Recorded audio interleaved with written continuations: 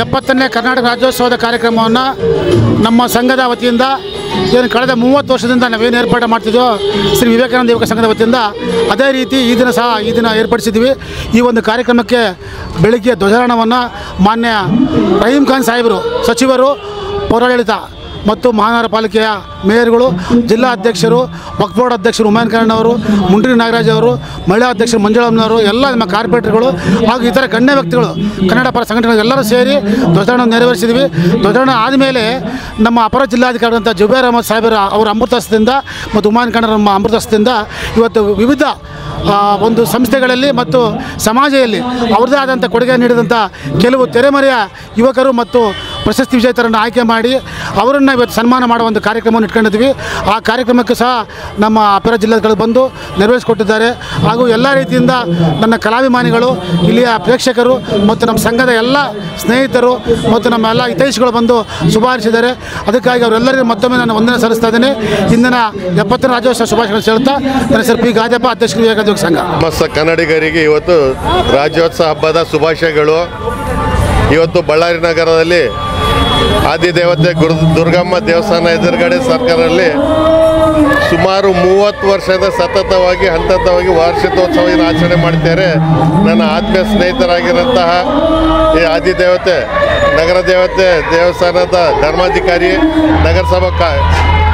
ನಗರ ಪಾಲಿಕೆ ಸದಸ್ಯರಾಗಿರುತ್ತ ನನ್ನ ಆತ್ಮೀಯ ಸ್ನೇಹಿತರಾದ ಗಾದ್ಯಪ್ಪನವರು ವಿಶೇಷವಾಗಿ ಆಚರಣೆ ಮಾಡ್ತಾರೆ.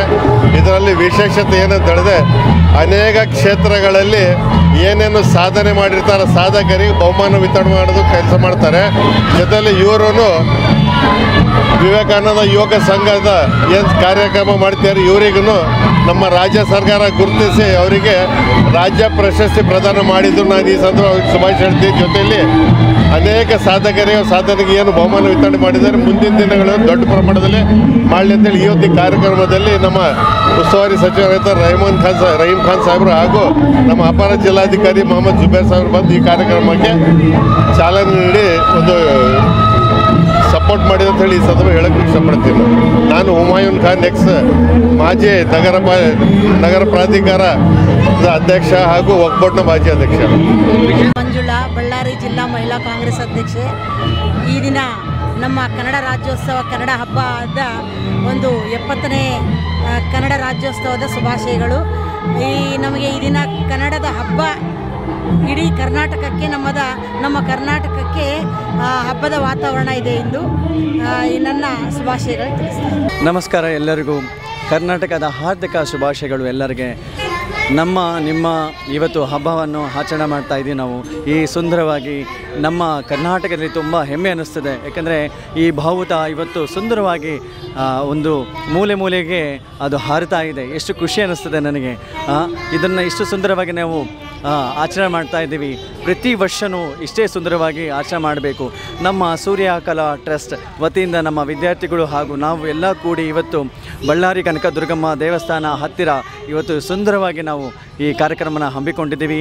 ಶ್ರೀ ವಿವೇಕಾನಂದನ ವೇದಿಕೆಯಲ್ಲಿ ನಮಗೆ ಅವಕಾಶ ಮಾಡಿಕೊಟ್ಟಿದ್ದಾರೆ. ಹಾಗೂ ನಮ್ಮ ಗಾದಪ್ಪ ಸರ್ ಅವರು ನಮಗೆ ತುಂಬ ಪ್ರತಿ ವರ್ಷವೂ ಅವಕಾಶ ಮಾಡಿಕೊಡ್ತಾರೆ.